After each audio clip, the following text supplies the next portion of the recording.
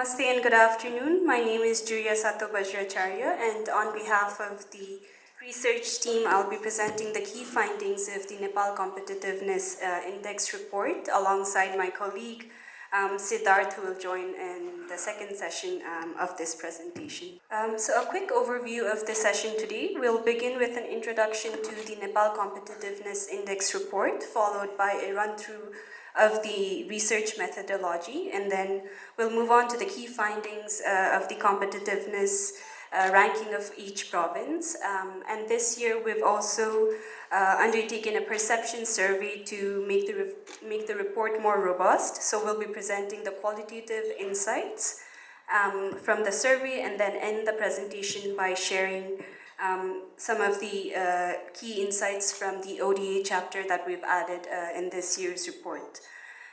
So our inaugural edition of the report was first published in 2022, which was followed by a second edition last year and had a thematic focus on digital competitiveness. Building on the work of these two past editions, this year's report features a thematic focus on official development assistance ODA and a perception survey to gain additional qualitative provincial level insights. So based on the framework developed by the Asia Competitiveness Institute, we've assessed Nepal's provinces through 4 environments, as you can see here in the slide, but we've made sure to contextualize them so it best represents the realities on the ground in Nepal. So these 4 quadrants can be viewed as, these 4 environments can be viewed as quadrants, and each contributing an equal weight of 25% to the overall competitiveness ranking. The 4 environments are further divided into 11 sub-environments and include 64 indicators. An important point to note here is that a particular environment may have 1 or more indicators than the others based on the availability of data, in which case we've taken proxy values. So the first environment, macroeconomic stability, considers the key economic indicators to measure the overall economic performance of the province. For example, data on each province's gross domestic product, openness to trade, foreign direct investment, among others, are included. The second environment, government and institutional settings, encompasses factors that reflect province's overall governance system, fiscal sustainability, accountability, and service delivery. These includes indicators such as budget balance, government revenue, and expenditure. The third environment, financial businesses and manpower conditions, measures aspects related to financial access, labor productivity, unemployment rates, etc. And finally, the fourth environment, quality of life and infrastructure development, includes aspects related to human development, such as the quality of education and healthcare services in a particular province. It also looks at factors that reflect the state of physical infrastructure in a particular province. And lastly, in order to present a more robust reflection on the province's capacities, this study also includes a what-if analysis chapter, which is based on a hypothetical improvement of the weakest indicators of each province. And the aim of this is to answer the question about what really needs to be improved to make the province more competitive. And our hope is that this would be relevant for policymakers in identifying specific areas of need and also recognize the strengths of their provinces, which can be further leveraged to improve their overall competitiveness.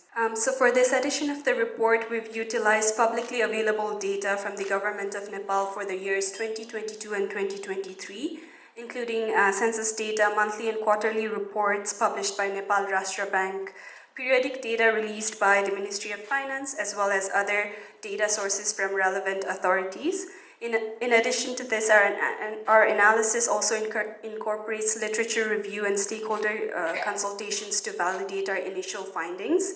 And finally, we've used historical data and trends to calculate proxy values for some of the indicators. Now moving on to the overall competitiveness ranking. Consistent with previous years, we've seen that Bagmati ranks as the most competitive province, followed by Lumbini, Gandaki, Kosi, and Madhes. Sudar Paschim and Karnali rank at the bottom, and we'll dive deeper into each of the province in the coming slides. Before we start, here the number indicates the ranking of the province in that particular year, and if there has been improvement in the ranking, we've color-coded with green. Red represents a decline in ranking, and orange represents that it has remained unchanged for the years. So as you can see in this chart, while Kochi has maintained its position as the second most competitive province for 3 continued years, 2019 to 2021, its performance has declined in 2022 and 2023, driven primarily by weak performance under the macroeconomic stability environment. However, we've also seen that there's been some improvement in indicators under the government and institutional setting, likely supported by initiatives such as formulating and approving 4 laws, as well as some other additional efforts made by the province, including the formulation of the management audit guideline and public accountability guidelines to enhance governance, transparency, and efficiency. Moving on to Madhesh. Madhesh's overall competitiveness ranking has remained unchanged for the past 4 years, as you can see here in this chart. And while Madhesh has been quite vocal about the transfer of rights granted by the Constitution from the federal to provincial level, it has also seen challenges executing their plans and policies in line with the federal government coalitions. This has led to stagnated growth and weak performance of indicators, particularly under the government and institutional setting environment. Many of the indicators that reflect the state of quality of life and infrastructure development has also been falling behind in the past 3 years. If you look at 2021 to 2023, the last row indicates this decline, and we've seen that this is driven mostly by key health and education related indicators. So despite pioneering formulation of pro-provincial growth plans and policies, it is consistently ranked as one of the lagging performers. So strengthening political institutions, promoting stability, and ensuring clear regulations for businesses to thrive should therefore be a priority for Madhesh. Moving on to Bagmati. Bagmati has continued to rank as the top performing province for 6 years in a row. This remains true for its performance across all 4 environments. But it's also important to note that this competitiveness can partly be credited to the robust infrastructure and a higher presence of the private sector within the province even before the federal structure was introduced. The gap between Bagmati's performance and the rest of the provinces has continued to widen, as we've seen through our time in the analysis of this report. So distributing resources that will maintain Bagmati's growth while significantly building the capacities of other provinces will be crucial for policymakers to consider. Moving on to Gandaki.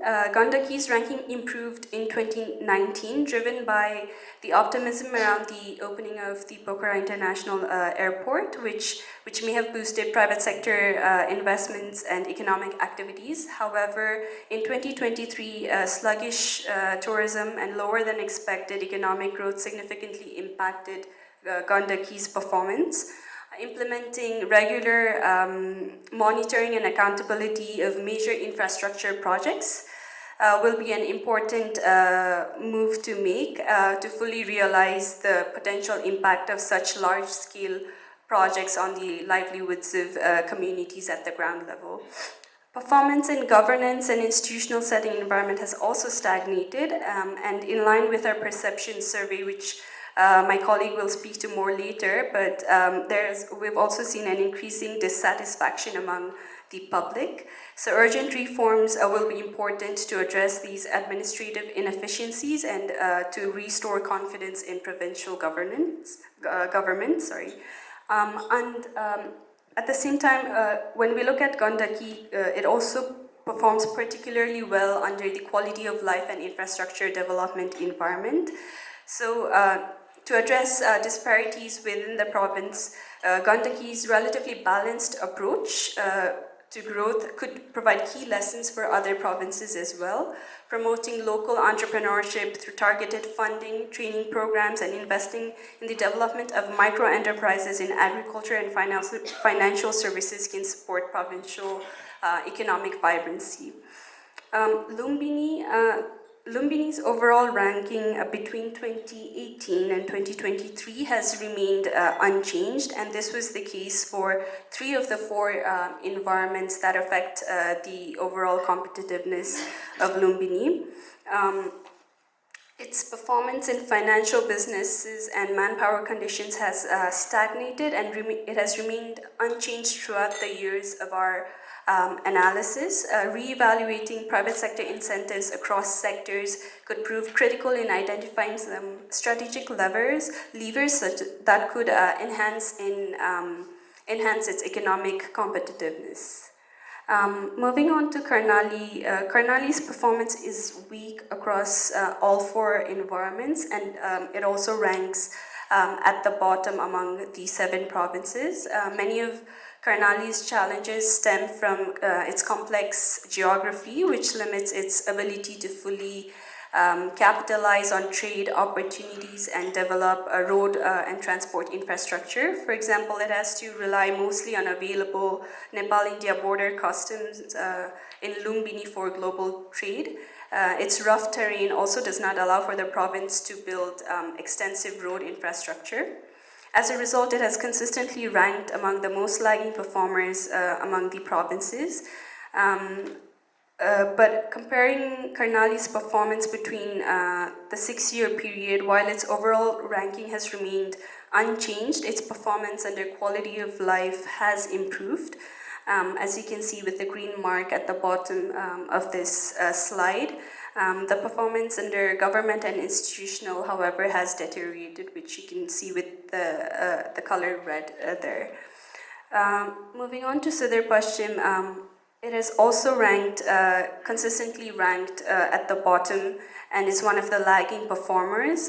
This mainly results from Sudhir Paschim's complicated geographic terrain, poorly developed infrastructures and custom points for cross-border trade, and also highly volatile political situation for the past 7 years.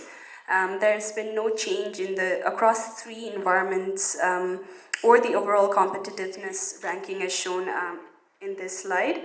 However, there's been slight improvement in government and institutional setting. Its performance under the quality of life and infrastructure development in 2023 has also improved, and this is driven by some key improvements in health-related indicators such as the quality of air, the number of hospitals established, etc. Increasing investments in primary healthcare services, particularly in hard-to-reach areas of the province, needs to be a continued priority for Sudhir Paschim. And with this, I will pass it on to my colleague Siddharth, who will present the key findings from the Perception Survey and the Official Development Assistance chapter.